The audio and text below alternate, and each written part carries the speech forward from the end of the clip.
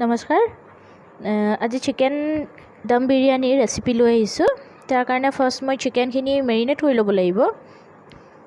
এইখিনি মই আধা কেজি চিকেন লৈছোঁ। চিকেনখিনিত মই ফাৰ্ষ্ট নিমখ দিম। নিমখটো মই আন্দাজমতে দি ল'ম।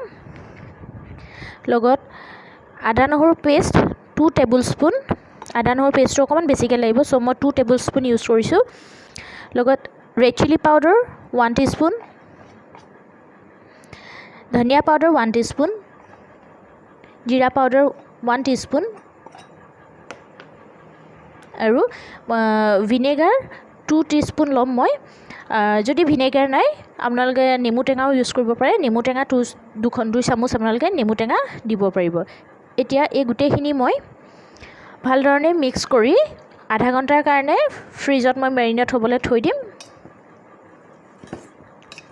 মই বাসমতি চাউল লৈছোঁ, 200 গ্ৰাম বাসমতি চাউল লৈছোঁ। এইখিনি এতিয়া মই ভাল ধৰণে ধুই পিনে মই টুকি থ'ম পানীখিনি। মই ডিম 4টা এতিয়া বইল কৰি ল'ম। যিখিনি আমি চিকেনখিনি বনাম তাৰ কাৰণে মই লৈছোঁ মছলাৰ ভিতৰত পিঁয়াজ লৈছোঁ। পিঁয়াজ মই 4টা ডাঙৰকৈ মিহিকৈ কুটি লৈছোঁ। বিলাহী 2টা ডাঙৰ বিলাহী 2টা লৈছোঁ, মিহিকৈ কুটি লৈছোঁ। লগতে মই পুদিনা পাত লৈছোঁ। পুদিনা পাতৰ ঠাইত আপোনালোকে ধনিয়া পাত বা মান ধনিয়া পাতো আপোনালোকে ব্যৱহাৰ কৰিব পাৰিব। শুকান মছলাৰ ভিতৰত এইটো বিৰিয়ানী মছলা পাউডাৰ 1 টেবুল স্পুন, লং ইলাচি দালচিনি লৈছোঁ। গৰম মছলা 1 টিস্পুন লৈছোঁ। নিমখ সোৱাদ অনুযায়ী, কচুৰি মেথি 1 টিস্পুন, ঘি লৈছোঁ। শেষত মোক লাগিব আৰু বনাবলৈ তেল। তেন্তে আহক আমি চিকেন দম বিৰিয়ানী পদ্ধতিখিনি আৰম্ভ কৰোঁ। কেৰাহীত মোৰ তেল গৰম হৈছে। এতিয়া মই এইখিনি পিঁয়াজ, মানে মই পিঁয়াজখিনি 2টা ভাগ কৰিছোঁ। এইখিনি পিঁয়াজ মই এতিয়া অকণমান ডিপ ফ্ৰাইকৈ ৰঙচুৱা হোৱাকৈ ভাজি ল'ম।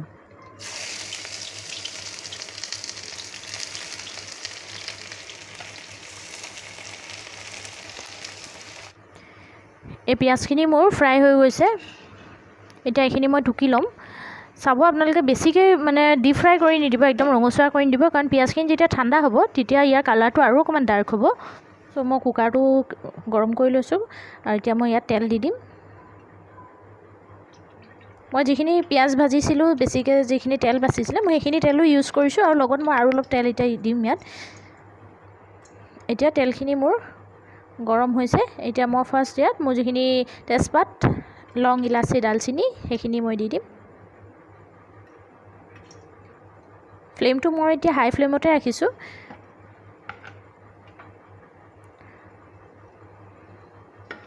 এইখিনি অকণমান লৰাই লওঁ।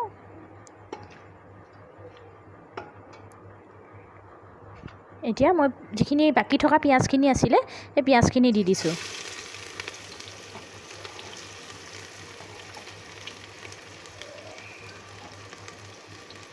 পিঁয়াজখিনি মই অকণমান ফ্ৰাই কৰি লৈছোঁ। এতিয়া মই ইয়াত হালধি দিম। অকণমান সময় লৰাম, ভালকৈ লৰাই ভাজি ল'ম। আৰু এতিয়া মই বিলাহী লৈছিলোঁ, বিলাহীখিনি ইয়াত মই এতিয়া দি দিম।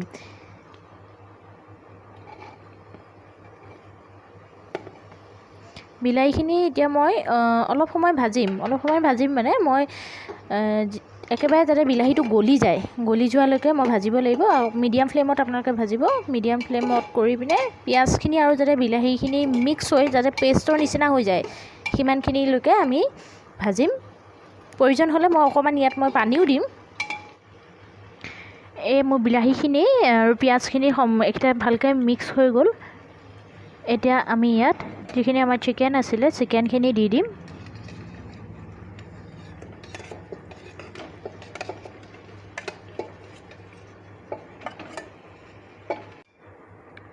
চিকেনখিনি ভালকৈ মই মিক্স কৰি ল'লোঁ। এতিয়া ইয়াত মই বাকী মছলাখিনি যেনেকৈ ধৰক গৰম মছলা 1 টিস্পুন লৈছিলোঁ, গৰম মছলা আৰু বিৰিয়ানী মছলা, লগত কচুৰি মেথি যিটো লৈছিলোঁ যিখিনি, সেই কচুৰি মেথিখিনিও আমি ইয়াত দি পিনে ভালকৈ মিক্স কৰি 7 পৰা 8 মিনিটলৈকে মিডিয়াম ফ্লেমত আমি এনেকৈ অকণমান দেৰি ভাজিম। কণ্টিনিউ আমি লৰাই থাকিব লাগিব যাতে আমাৰ তলত যাতে মছলাখিনি লাগি জ্বলি নাযায় এনেকৈ আমি কণ্টিনিউ লৰাই থাকিম আৰু প্ৰয়োজন হ'লে আমি অকণমান মাজে মাজে আধা কাপ আমি পানীও দিম আধা কাপ দৈ দি দিছোঁ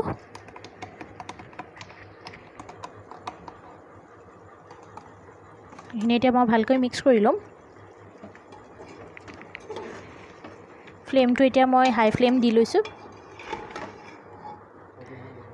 এতিয়া ইয়াত মই অলপ পুদিনা পাত দি দিম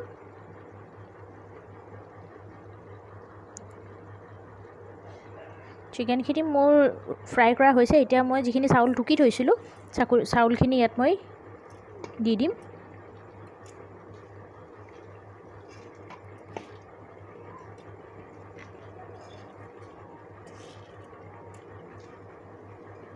এনেকৈ আপোনালোকে চাৰিওফালে তেনেকৈ মেলি পিনে দিব চাউলখিনি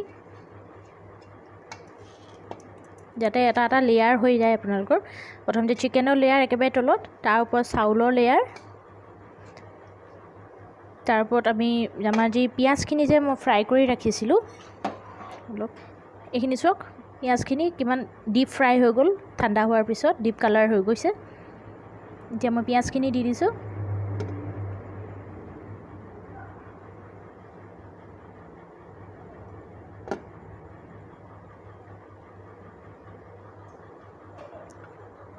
আকৌ অলপ পুদিনা পাত দি দিছোঁ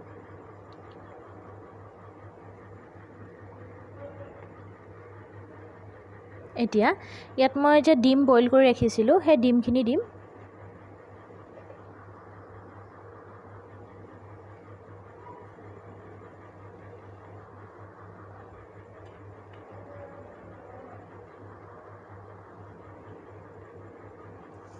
আকৌ এতিয়া মই অলপ চাউল আকৌ দিম সেই কৈছে আপোনালোকে এটা এটা লেয়াৰ নিচিনাকৈ দিব লাগিব তেতিয়া আপোনালোকৰ যিটো বিৰিয়ানীৰ যিটো টেষ্ট সেই টেষ্টটো আপোনালোকে পাব এতিয়া গোটেই চাউলখিনি মই দি দিছোঁ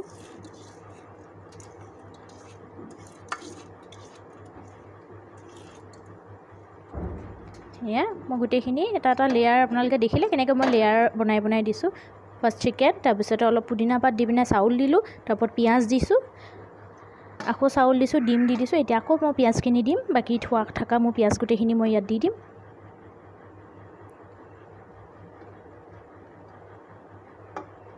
মই একেবাৰে আপোনালোকে ইজি প্ৰচেছ দেখাইছোঁ সেইটো কাৰণে মই কুকাৰত বনোৱা প্ৰচেছটো দেখুৱাইছোঁ সোনকালেও হ'ব আৰু ইজিও হয় আপোনালোকৰ এতিয়া ইয়াত মই হাফ টিস্পুন ওপৰত মই বিৰিয়ানী মছলা ছটিয়াই দিম আমি অলৰেডি আগতেও বিৰিয়ানী মছলা ইউজ কৰিছোঁ সেইকাৰণে ইয়াত মই এতিয়া অকল হাফ টিস্পুন দিছোঁ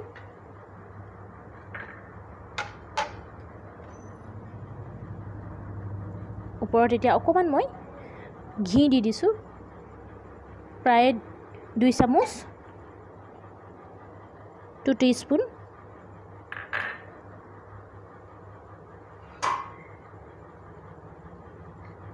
এয়া পুদিনা পাত মই আকৌ দি দিছোঁ মই যিমানখিনি বাকী পুদিনা পাত আছিলে গোটেইখিনি দি দিছোঁ এতিয়া ইয়াত মই পানী দিম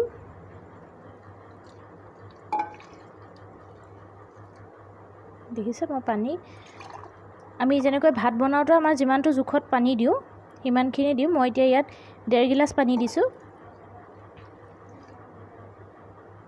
এতিয়া কুকাৰৰ ঢাকনাখন লগাই 2টা চিটি মৰাই মই বন্ধ কৰি দিম